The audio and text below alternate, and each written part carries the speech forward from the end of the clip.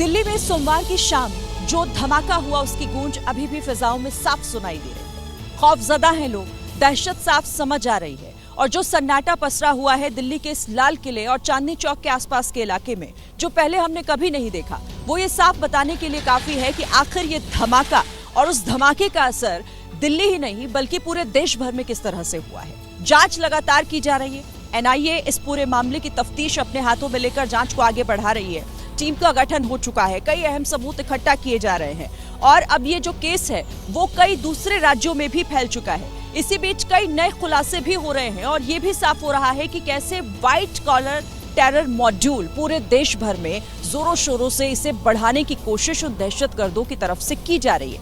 इसी बीच आपको बड़ी खबर भी हम बता देते हैं।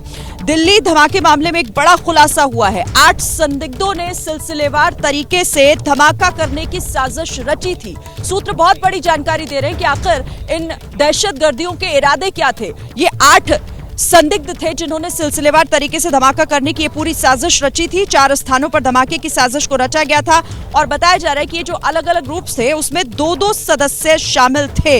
इस वक्त ये बड़ी खबर, सिलसिलेवार तरीके से धमाका करने की पूरी तैयारी की जा रही थी और 8 संदिग्धों की इसमें जानकारी फिलहाल मिल रही है कि ये अलग अलग जगहों पर एक तरीके से ये धमाका करना चाहते थे। इनकी पूरी जो कोशिश थी, ये साजिश का हिस्सा क्या थी, ये सारी चीजें निकलकर अब सामने आ रही हैं। 4 बताई जा रही है कि 4 अलग अलग जगहों पर धमाके की साजिश को रचा गया।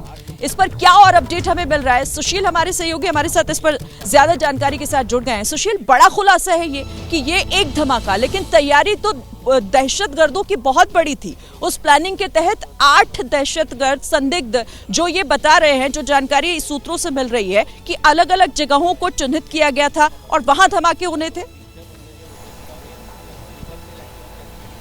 जी बिल्कुल शरीन, देखिए सबसे बड़ी बात यह है कि ये जो पूरा डॉक्टरों का सिंडिकेट था वो एक बड़ी साजिश रचने के उसमें था और सीधे तौर पर जो अब जानकारी मिली है उस जानकारी के मुताबिक जो 8 संदिग्ध थे वो अलग अलग दिल्ली के शहरों में उन्होंने रेकी की थी और 2-2 लोगों के ग्रुप में ये तमाम जो संदिग्ध थे वो जाकर सीरियल ब्लास्ट करने का प्लान बना रहे थे। लेकिन ये जानकारी फिलहाल जो जांच एजेंसी है उनको मिली है। जो लोग पकड़े गए हैं यानी कि मुजम्मिल, आदिल और शारिया शरीद, इनसे जो जानकारी सामने निकल कर आई है उससे ये सामने जरूर पता चला है कि ये सीरियल ब्लास्ट करने के फिराक में थे। लेकिन जिस तरह से जांच एजेंसियों ने इस पूरे मॉड्यूल को क्रैकडाउन किया उसके बाद ये तमाम जो लोग हैं वो फिलहाल घबरा गए। हालांकि जांच एजेंसियों को इन तमाम संदिग्धों की तलाश है और उसके बाद अब जिस तरह से फरीदाबाद में इको स्पोर्ट्स गाड़ी मिली है और उस गाड़ी की अब जांच की जा रही है, इससे इस खबर को और तस्दीक से समझना होगा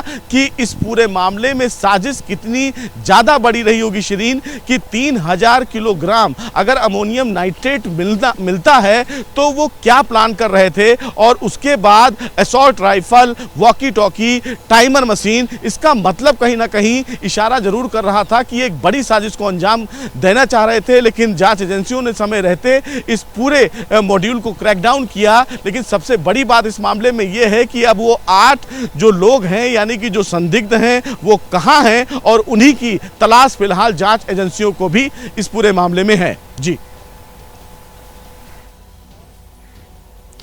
महत्वपूर्ण जानकारी आप इससे जुड़ी हुई दे रहे हैं। जिस तरीके से ये खबर निकलकर सामने आ रही है कि कैसे एक बहुत बड़ी साजिश रचने की कोशिश की जा रही थी और उससे पहले ही उसे नाकाम कहीं ना कहीं कर दिया गया है।